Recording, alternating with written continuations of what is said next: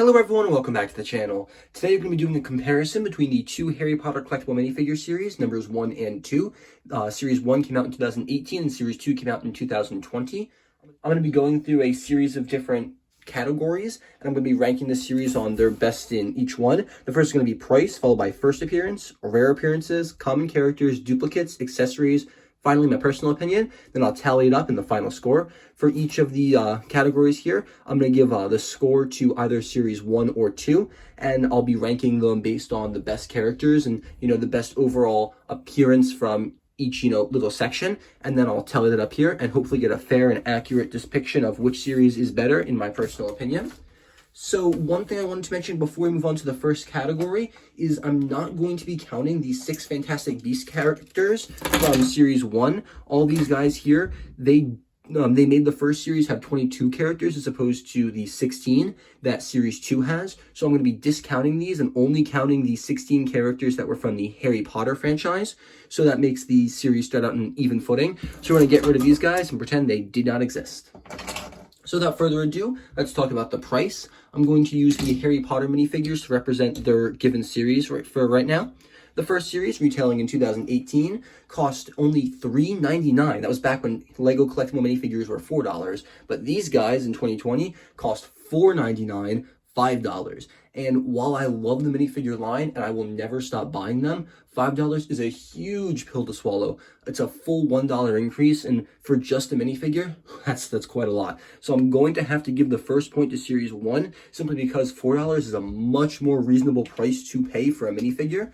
So we're going to go to my checklist here and give Series 1 the first check.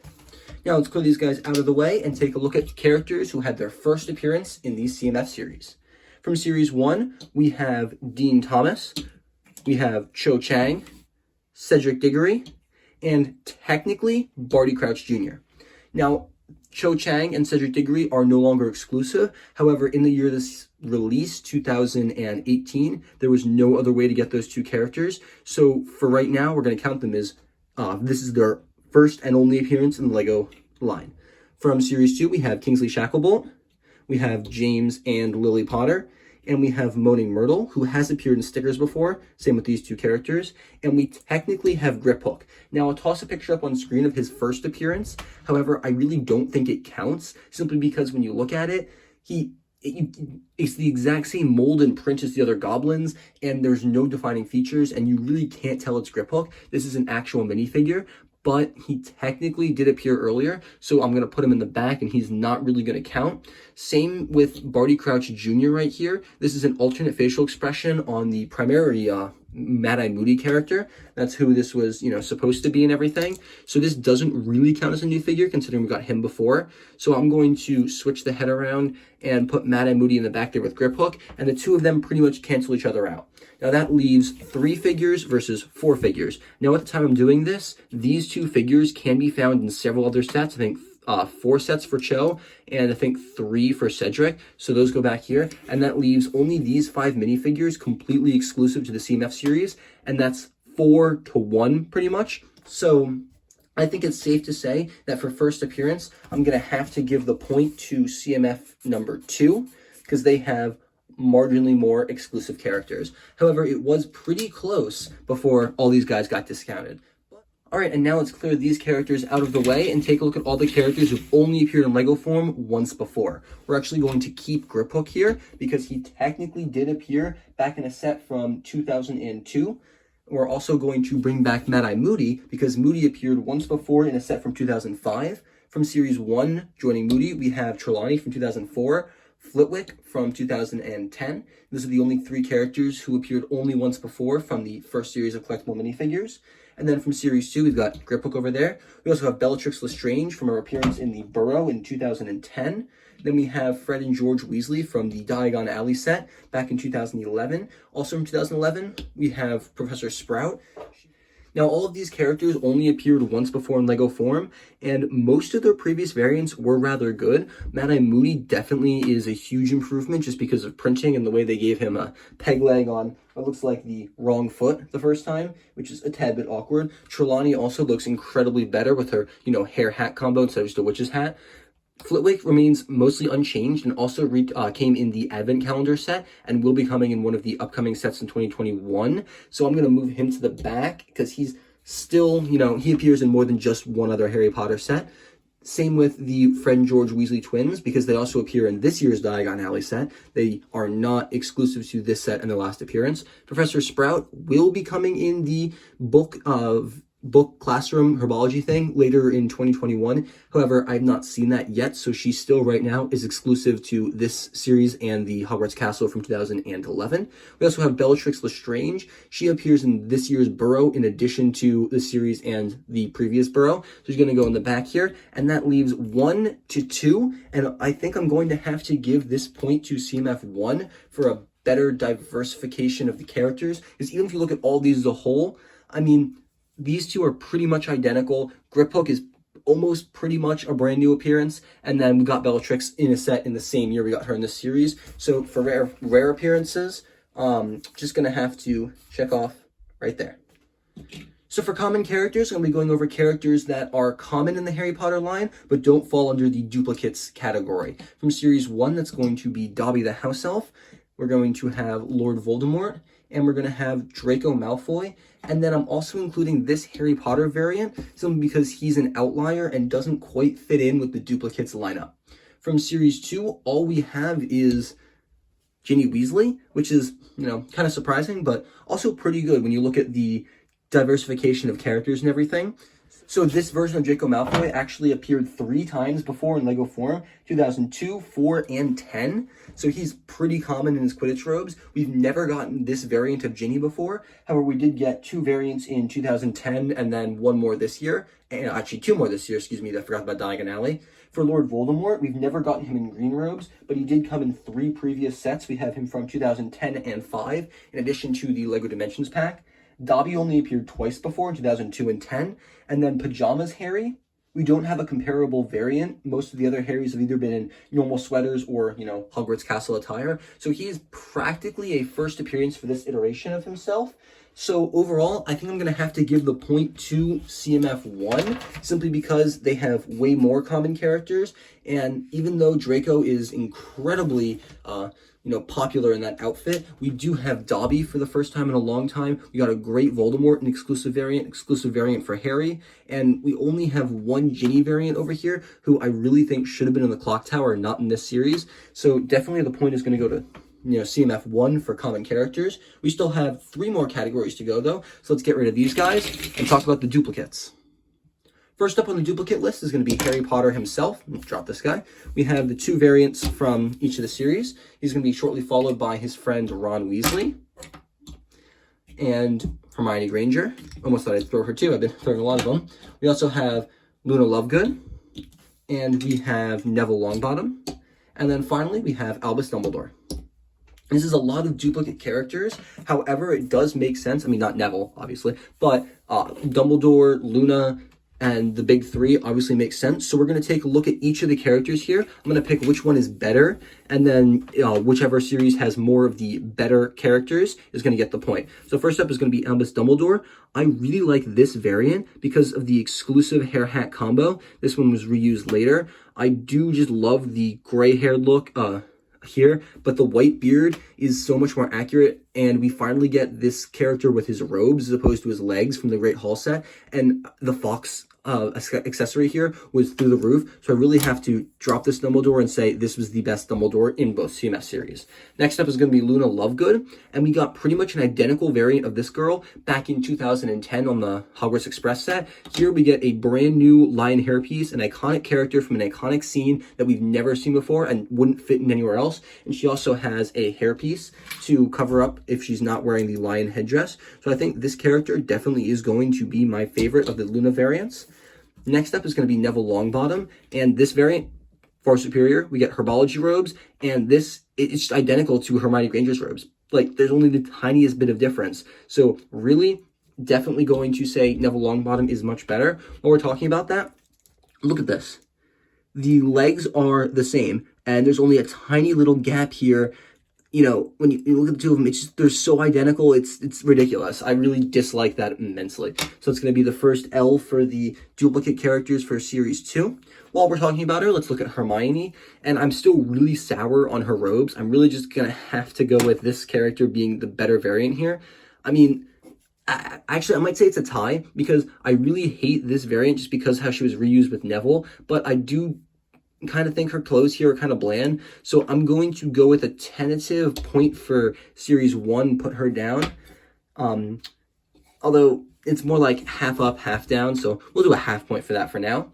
For Ron Weasley, I'm definitely going to have to say, I really love the personality that comes across with the raggled and, messy robes, but his jeans here, he's got arm printing, a great face, he's got this classic Ron hairpiece. I really think this variant is better just for printing alone, even though I think this one more accurately represents the Ron Weasley character. I'm going to have to give the point to Series 2 there. And for Harry Potter minifigures, I do love the robes here. They're just so generic, and this is the best version of Harry Potter in casual clothes we have ever gotten in Lego form. They've got printed jeans with shoes and a belt. We have a great jacket that can be used for customs and Harry Potter variants alike. And this is also the better version and the more accurate version that would appeared in the rest of the 2020 sets. So this gets the accuracy point. And I think while we're talking about it, we can definitely give Hermione Granger here the point. Doesn't change anything. We still got 4-2.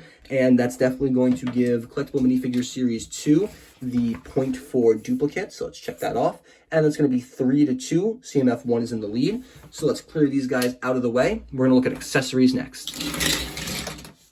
Now this is going to be a little more difficult to judge, so I just want to go through and talk about each of the accessories first. Probably the best accessory from Series 1 is going to be the double-sided invisibility cloak. We got the shimmery bit on the outside here when he's invisible. We got the printed part from the first movie on the outside. That's a really great accessory. We also got a ton of different animals in this series. We have Nagini with a brand new mold. We have 2 owls, the unnamed owl from Cho Chang and a specially printed Hedwig. We have Crookshanks. And then we've got a specially printed Scabbers right there. Not sure if this counts or not, but we did get a Mandrake. And I'm disappointed because this exclusive mold was not replicated in any of the later Harry Potter sets. Came with a pot right there. While we're talking about things that are technically alive, we have the Golden Snitch, which has a mind of its own, and Tom Riddle's Diary with Dobby's sock inside. And then we also got the Triwizard Cup, very nicely printed, but this was later perfected in a different set, the Advent Calendar from this year. We also have a teacup for Trelawney. We have a megaphone from Flitwick. We have a vial of Polyjuice Potion. We have a green broomstick exclusive in that color. We have an amazing print. We have an amazing print from the Quibbler from Luna. We got a great print for a Gryffindor flag. We have Madame Moody's staff. And we've got an amazing print for the Pensieve, which is vastly superior to the one from the Clock Tower set. And so altogether, that's a really great kind of accessory set. It's, we got a ton of really iconic things from the Harry Potter world, things that fit in well. But let's move all of these over and talk about the accessories that came in Series 2. We have Baby Harry to face off against Baby Voldemort. Definitely a really cool piece, very fun to have. Probably my favorite accessory, though, is going to be this Fawkes piece, exclusively molded. It's just so well done, such a good representation. We also have the Monster Book of Monsters, which is such a good new piece, and it's so funny and so iconic. I absolutely love that. We have a closed version of the Marauders map. We have another Mandrake, a little more disappointing than the last one, but it does have an exclusive facial expression in a pot right there. We have Luna's lion headdress when she's not wearing it. We have a brand new mold for the Sword of Gryffindor. This is probably, I know I said Fawkes is my favorite, and I said the Monster Book of Monsters was my favorite, but this is probably even better. We've needed an exclusive mold for the Sword of Gryffindor. We had one back in 2002, but it wasn't great, and that one's still really cool. We have these exclusive butterbeer glasses from Ron and Hermione. We have a pair of handcuffs from Bellatrix. Now, there were 2 of these, an extra one, but I'm only showing you one. Likewise, with the keys, there was an extra key, but we're only showing off the one here. We have an undamaged Tom Riddle's Diary with a little letter tile inside that says, my name is Harry Potter, and then Tom Riddle replying, hello. I love that detail. We also have a picture frame with Harry's parents when they were, I think, getting married.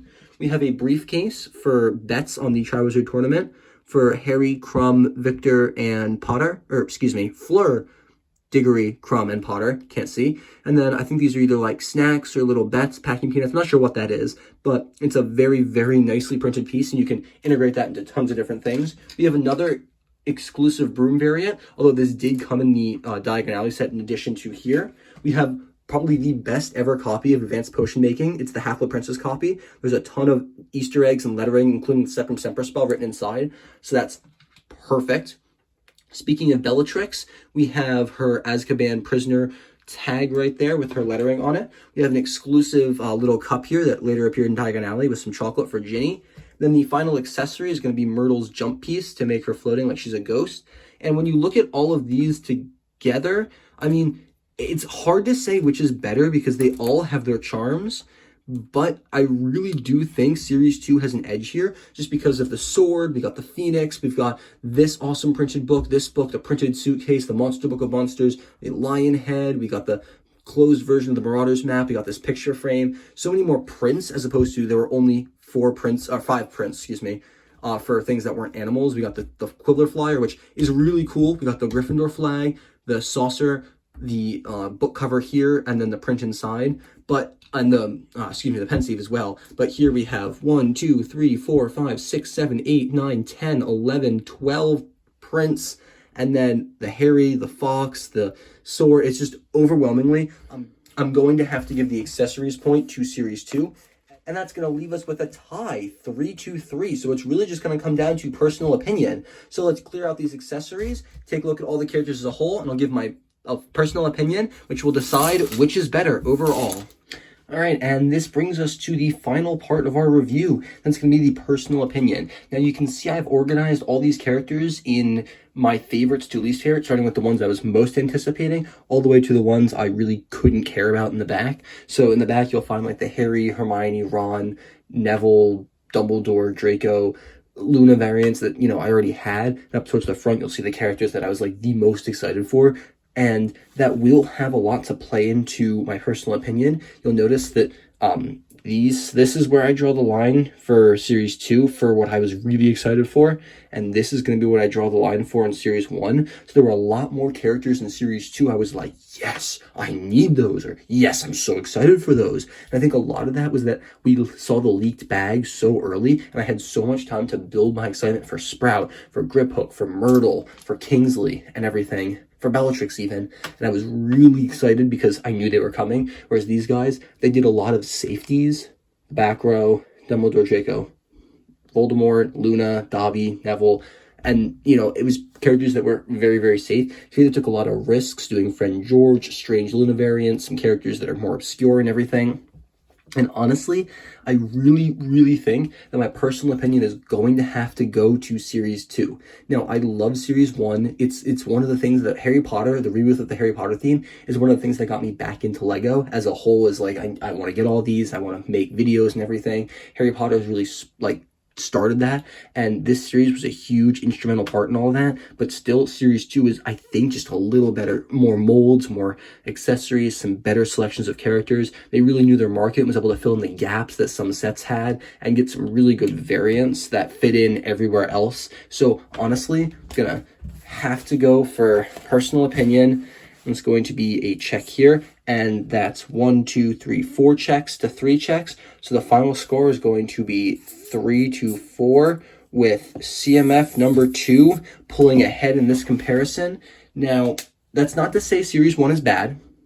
However, Series 2, in my opinion, is the better of the two series. You get more characters, more different variants, no repeats like these two. And overall, guys, definitely would recommend getting all of these both. However, if you had to pick one, go with Series 2. It's got some really great characters, and you'll get, even though it's more expensive, more bang for your buck. Thank you guys so much for watching. Let me know if you agree with my thoughts in the comments down below. I'd love to hear your rankings of each series, and I'd love to hear what you guys thought, if one was better, if I was wrong somewhere.